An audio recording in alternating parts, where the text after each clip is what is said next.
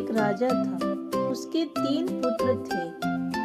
राजा किसी अपने एक पुत्र को उत्तराधिकारी बनाना चाहता था। उसने अपने पुत्रों को बुलाकर कुछ बीज दिए और कहा कि इन बीजों से जिसका पौधा स्वस्थ होगा वही उत्तराधिकारी बनेगा। 1 माह के बाद सबसे बड़ा बेटा पौधा लेकर आया, जिसमें छोटे छोटे फल लगे हुए थे।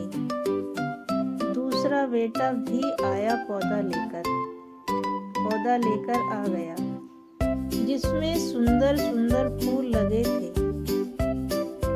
तीसरे पुत्र ने भी क्षमा याचना करते हुए कहा कि वह कुछ भी न उगा सका, क्योंकि बीज ही खराब थे। राजा ने प्रसन्न होकर कहा कि वह परीक्षा में उत्तीर्ण हुआ। उसने सभी को बीज खराब ही दिए थे, पर दोनों बड़े राजकुमार सच्चे नहीं थे। राजा ने छोटे पुत्र की सच्चाई और ईमानदारी देखते हुए कहा, आज ही मैं तुम्हारा राज तिलक करके तुम्हें अपने महल का उत्तराधिकारी बनाना चाहता हूँ। वह दोनों भाई बड़े बड़े जल उठे और कहा, छोटा भाई है लेकिन बड़ा तो मैं हूँ। छोटा भाई उत्तराधिकारी नहीं बन सकता क्योंकि बड़ा मैं हूँ। मंझले ने भी कहा, भाई के बाद तो मेरी बारी है क्योंकि उससे बड़ा तो मैं हूँ। दोनों ने कहा कि ऐसा कदापि नहीं हो सकता। राजा ने कहा, चलो ठीक है, मैं आपकी एक बार परीक्षा और लेता हूँ।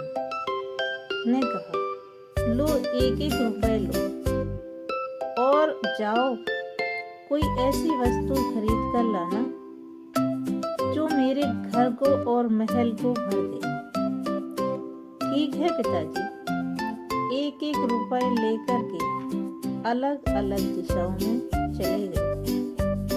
बड़े पुत्र ने रुई खरीदी 1 रुपए, मंझले पुत्र ने भूसा खरीदा 1 रुपए, छोटे पुत्र ने मोमबत्ती खरीदी 1 रुपए। शाम को वापस आए। राजा ने कहा, आओ मेरे राजकुमार, क्या खरीद कर लाए हो, दिखाओ तो जरा। पुत्रों ने कहा। बड़े बेटे ने ये सुनते ही कहा, पिताजी देखो, मैंने 1 रुपए का भूसा खरीदा है। मंझले बेटे ने कहा, पिताजी मैंने 1 रुपए की रुई खरीदी है। छोटे बेटे ने कहा, पिताजी मैंने 1 रुपए की मोमबत्ती खरीदी है। आपका महल भर जाएगा। ठीक है बेटे। उन्होंने अपना अपना कर्तव्य दिखाया। राजा अभी नाराज हो गया क्योंकि छोटे बेटे ने जब कैंडल जलाई तो पूरे महल में रोशनी दिखने लगी। वह भूसा से और रुई से कहीं घर भरता है। वह छोटे और बड़े पुत्र ने कहा, पिताजी हम इस लायक नहीं हैं। वह छोटे भाई को ही उत्तराधिकारी बनाया जाए। शिक्षा, ईमानदारी और सच्चाई में ही मनुष्य महान होता है।